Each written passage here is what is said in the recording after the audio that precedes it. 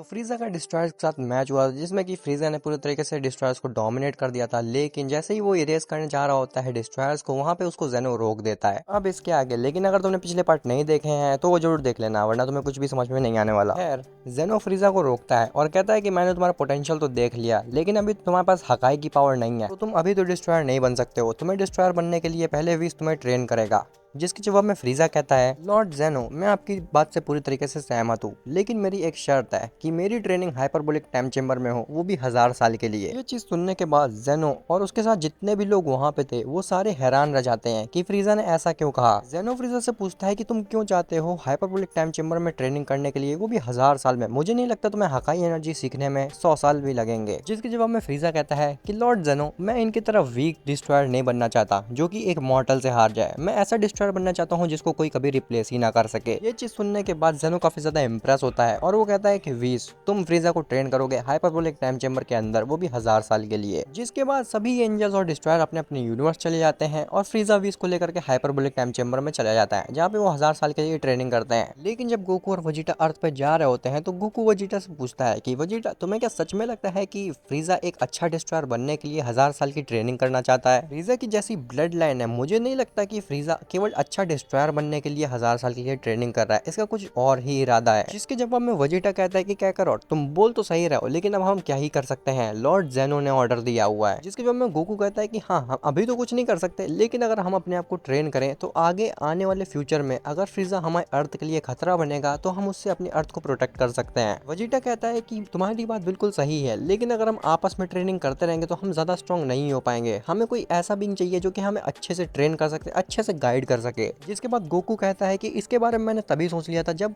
फ्रीजा destroyers से fight कर रहा था। गोकू कहता है कि कैसा होगा अगर हमें लॉर्ड बीरस ट्रेन करें, क्योंकि लॉर्ड बीरस को भी ये बात तो समझ में आ ही गई होगी कि फ्रीजा अच्छा डिस्ट्रॉयर बनने के लिए तो हाइपरबोलिक टाइम चेंबर में 1000 साल के लिए ट्रेनिंग तो नहीं करने जा रहा। ये चीज सुन करके वजीटा कहता है कि कैकरॉट, तुम्हारे पास दिमाग तो काफी अच्छा है। जिसके बाद वो लोग चले जाते हैं सुप्रीम काय के पास, जो कि उन्हें बीरस के पास लेके जाते हैं। जब गोकू और वजीटा बीरस के पास पहुंचते हैं तो बीरस ऑलरेडी ट्रेनिंग कर रहा होता है, क्योंकि उसे समझ में आ चुका होता है कि कुछ तो गलत होने वाला है 1000 साल बाद। गोकू और वजीटा बीरस से पूछते हैं कि लॉर्ड बीरस, आप ये क्या करना है? जिसके जवाब में बीरस कहता है कि मैं तुम दोनों का ही इंतजार कर रहा था।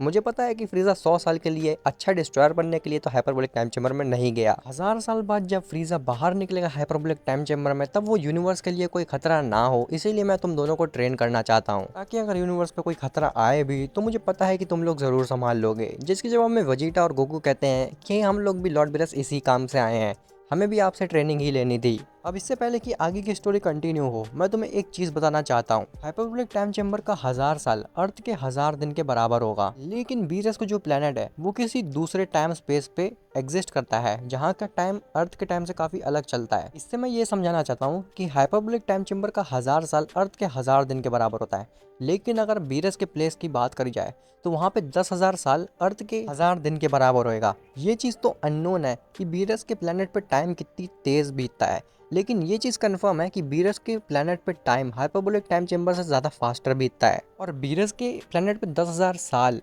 अर्थ के 1000 दिन के बराबर रहेगा। ये मैंने एक रफ एग्जांपल लिया है, लेकिन ये चीज तो कंफर्म है कि बीरस के प्लेनेट पे टाइम काफी फास्ट बीतता है हाइपरबोलिक टाइम चेंबर के कंपैरिजन में। अब तुम सोचोगे कि फिर फ्रीजा ने हाइपरबोलिक टाइम चेंबर क्यों चुना, उसने बीरस की प्लेस क्यों नहीं चुनी? तो फ्रीजा को बीरस के प्लेस के बारे में ज्यादा कुछ पता नहीं था, उसने बस ओवर कॉन्फिडेंस में आ करके हाइपरबोलिक टाइम चेंबर बोल दिया। जब अर्थ में 1000 दिन बीत जाते हैं तो गोकू, वजीटा और फ्रीजा इन तीनों की ही ट्रेनिंग खत्म हो जाती है। जब फ्रीजा हाइपरबोलिक टाइम चेंबर से बाहर निकलता है तो उसने अपनी प्लेटिनम फॉर्म अचीव कर ली थी। जिन्हें नहीं पता उन्हें मैं बता दूं कि फ्रीजा की फाइनल फॉर्म है उसकी प्लेटिनम फॉर्म, जो कि सबसे स्ट्रॉन्गेस्ट है। और यही नहीं, 1000 साल में फ्रीजा ने अपनी प्लेटिनम फॉर्म के साथ हकाई एनर्जी और अल्ट्रा इंस्टिंक्ट, इन तीनों चीजों को मर्ज करना सीख चुका था। अब वो ये तीनों चीजों को एक साथ ही इस्तेमाल कर सकता था अगर वो चाहे तो। जब फ्रीजा हाइपरबोलिक टाइम चेंबर से बाहर निकला तो उसकी की इतनी ज्यादा पावरफुल हो चुकी थी कि गोकू और वजीटा ने बीरस के प्लेनेट से उसकी की सेंस कर ली। फ्रीजा की सेंस होते ही वो तीनों लोग हैरान रह जाते हैं, गोकू, वजीटा वजीटा बीरेस कि इसकी की 1000 साल के अंदर इतनी ज़्यादा पावरफुल कैसे हो सकती है,